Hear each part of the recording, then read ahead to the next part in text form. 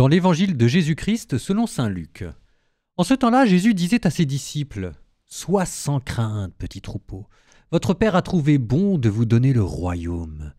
Vendez ce que vous possédez et donnez-le en aumône. Faites-vous des bourses qui ne s'usent pas, un trésor inépuisable dans les cieux, là où le voleur n'approche pas, où la mythe ne détruit pas. Car là où est votre trésor, là aussi sera votre cœur. Restez en tenue de service, votre ceinture autour des reins et vos lampes allumées. Soyez comme des gens qui attendent leur maître à son retour des noces, pour lui ouvrir dès qu'il arrivera et frappera à sa porte. Heureux ces serviteurs-là que le maître, à son arrivée, trouvera en train de veiller.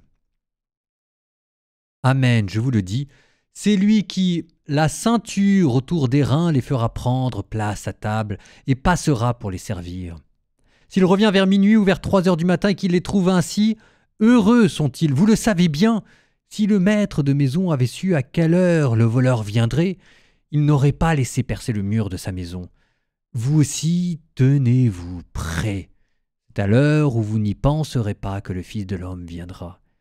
Pierre dit alors, « Seigneur, est-ce pour nous que tu dis cette parole ou bien pour tous ?»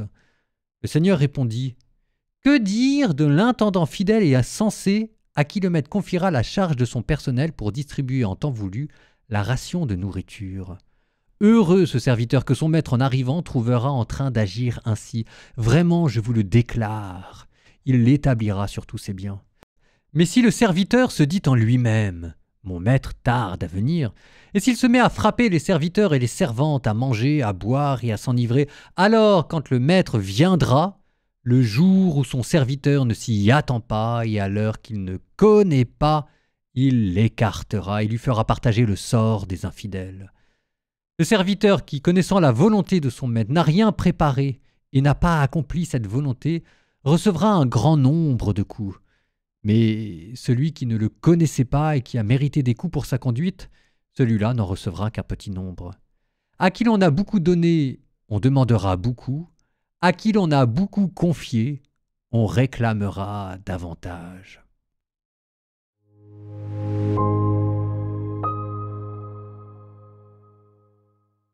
Alors, je voulais vous parler de la morale professionnelle et comment bien se comporter envers ceux qui sont à charge, jusqu'à ce que je tombe sur cette dernière phrase.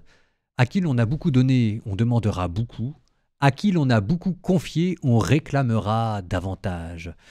Ce qui toujours me fait penser à cette question qu'on n'arrête pas de me poser. Et qu'est-ce qu'il arrivera des non-chrétiens après la mort? Est-ce que les non-chrétiens iront en enfer ou pas? Est-ce qu'ils seront jugés? C'est quoi la justice dans ces cas-là?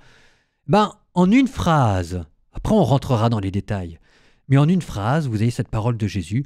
À qui l'on a beaucoup donné, on demandera beaucoup. Sous-entendu, à qui l'on a moins donné, on demandera moins.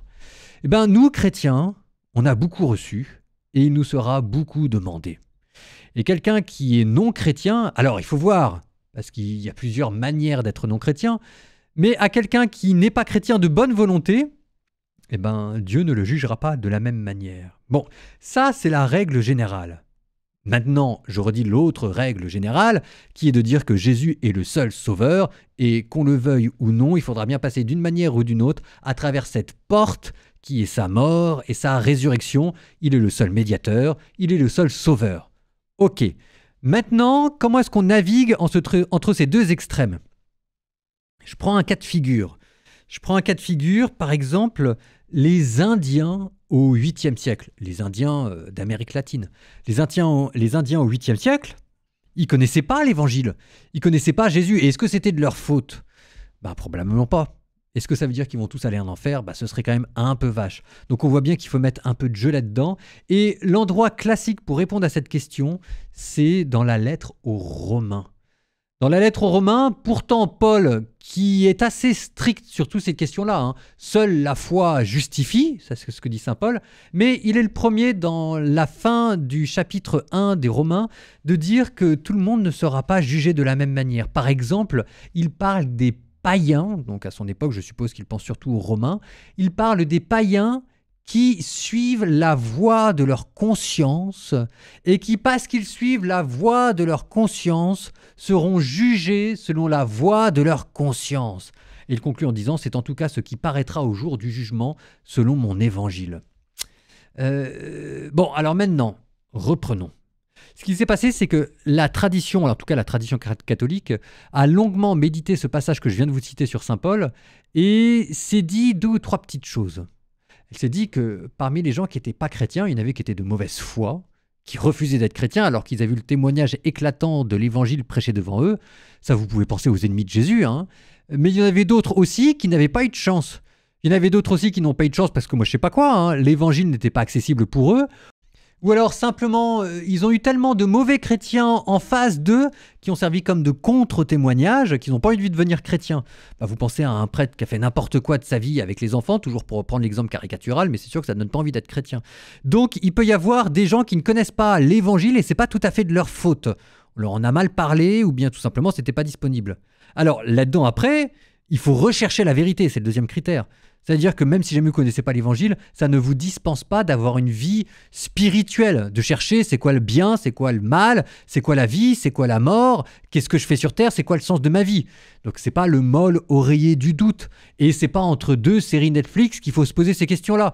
Donc la première condition, c'est de ne pas connaître l'évangile pour des légitimes raisons. La deuxième condition, c'est quand même de chercher la vérité. Ça vous donne cette phrase de Pascal que je cite souvent, mais parce qu'elle dit tout.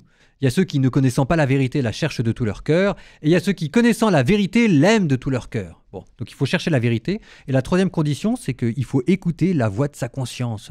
Il faut obéir à sa conscience à chaque fois qu'il est question de matière grave. La vie, la mort, l'adultère, pas l'adultère, tromper sa femme, lui être fidèle ou des choses comme ça. Donc ça, c'est les 3 conditions.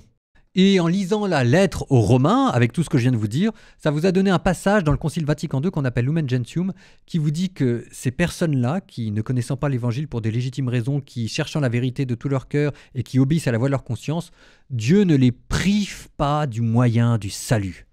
Alors, ne pas priver des moyens du salut, ça veut dire qu'ils peuvent être sauvés, ça ne veut pas dire qu'ils seront sauvés. C'est pas automatique. Ça veut dire que la balle est dans leur camp après eux. Alors après, vous allez me dire, bah oui, mais dans ce cas-là, c'est quoi l'intérêt d'être chrétien ? L'intérêt d'être chrétien, c'est que c'est plus facile. Parce que c'est comme si jamais vous escaladiez l'Everest, mais que vous aviez un filet de sécurité. Parce que quand vous êtes chrétien, vous avez l'évangile qui vous dit là où il y a le bien, là où il y a le mal. On vous dit qu'il faut prier tous les jours, on vous donne les sacrements, vous avez la confession, vous avez l'exemple de Jésus. Donc vous avez toute une discipline de vie, vous avez tous des secours qui vous sont donnés dans la prière et dans les sacrements. Et celui qui n'est pas chrétien, lui, il n'a pas ça. Donc c'est beaucoup plus facile de se casser la figure. C'est comme vouloir escalader l'Everest sans filet de sécurité. Et c'est pour ça d'ailleurs qu'il faut évangéliser ces personnes. C'est parce que ces païens de bonne volonté sont en situation de danger et que ne pas les évangéliser, c'est ne pas porter secours aux personnes en détresse. Et que ça, les enfants, c'est répréhensible par la loi. Donc on évangélise.